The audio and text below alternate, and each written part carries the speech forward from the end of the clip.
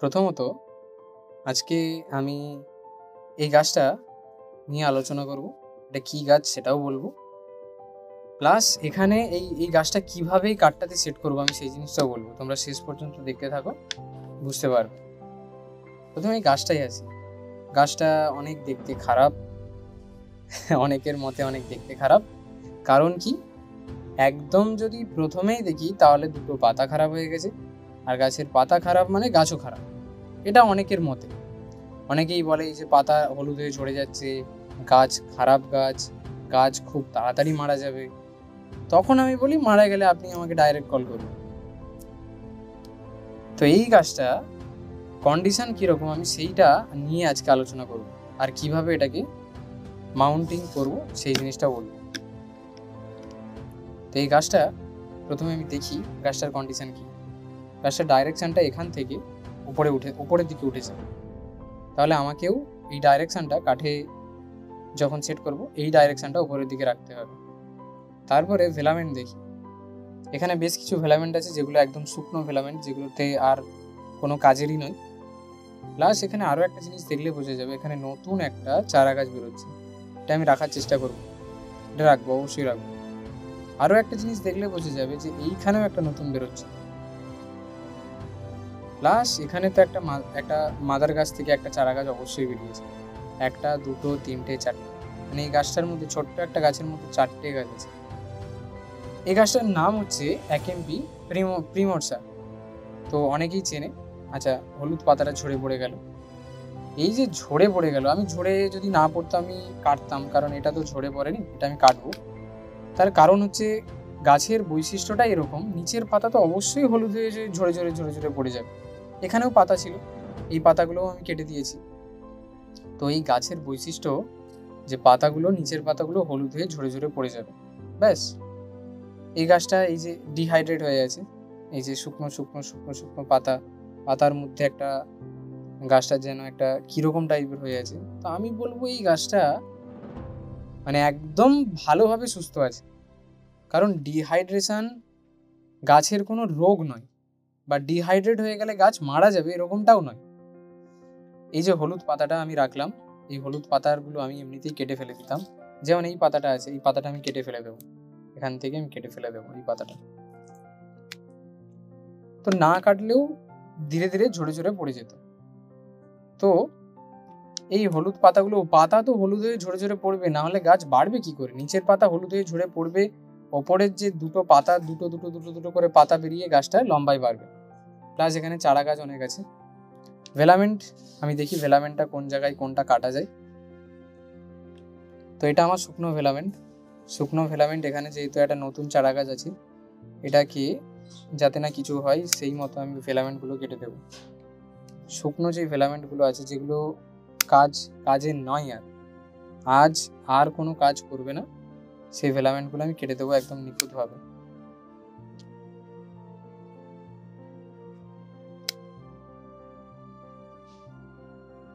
বাস, আমি এই যে কাটছি, এটা কিন্তু এটা জীবন্ত মানে এই ভেলামেন্টটার ভেতরে আমি যদি কাটি তাহলে সবুজ অংশ বেরোবে।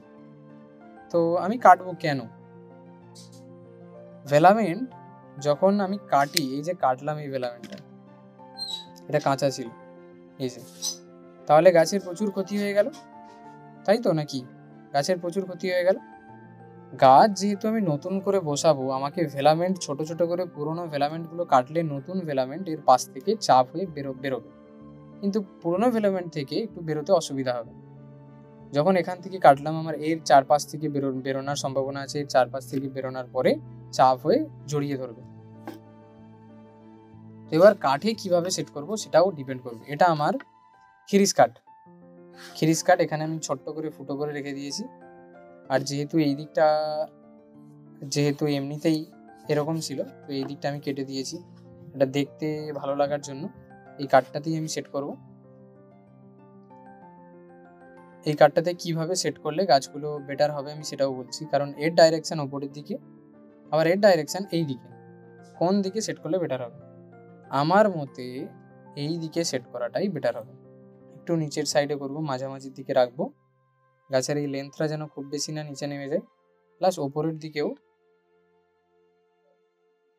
এইরকম আমি রাখার চেষ্টা করব। ব্যাস, এই রুটসগুলো, আচ্ছা এখানে একটা শুকনো এখানে ফিলামেন্ট আছে। তো এইবার এই রুটসগুলো থেকে চাপ হয়ে জড়িয়ে ধরে পুরোটাই জাপটে ধরবে গাছটা।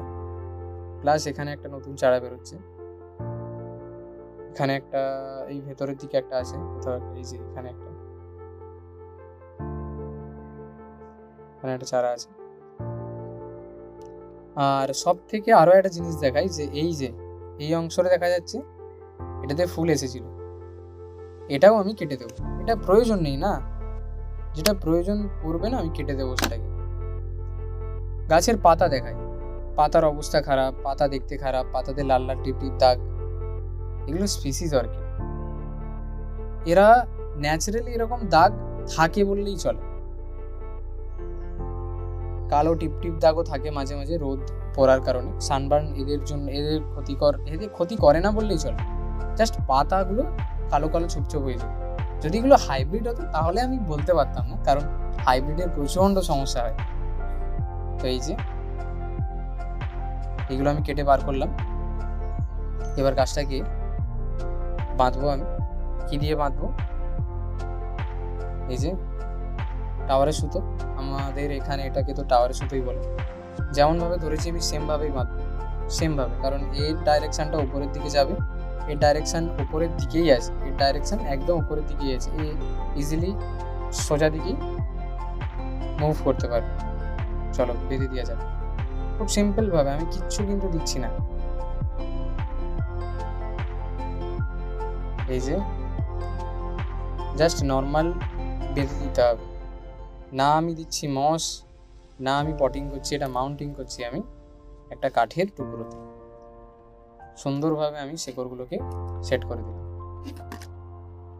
খুব ইজিলি গাছটা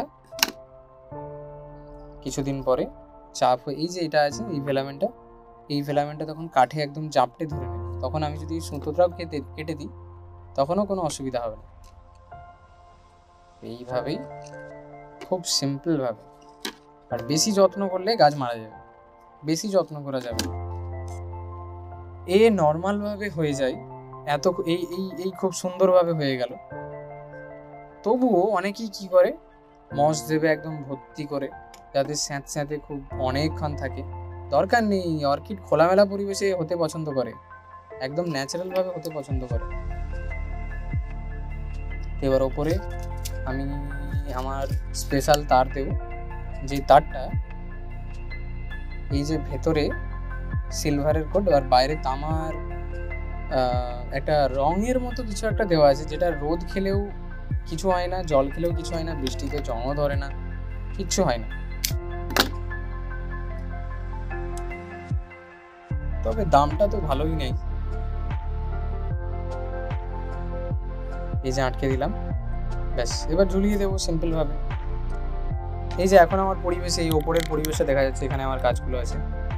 এখন এখানে রোদ লেগেছে, এই যে রোদরা লেগেছে কোথা থেকে লেগেছে আমাকে সেটা আবার দেখতে হবে। আমি ভালো করে দেখাই, এই যে রোদরা লেগেছে এখানে, এটা ফিল্টার সানলাইট। ওপরে গ্রিন নেট আছে, এই গ্রিন নেট থেকে যে ওপরে দুপুরে রোদরা লাগছে, একদম রোদরা ফিল্টার হয়ে 50% পড়ছে।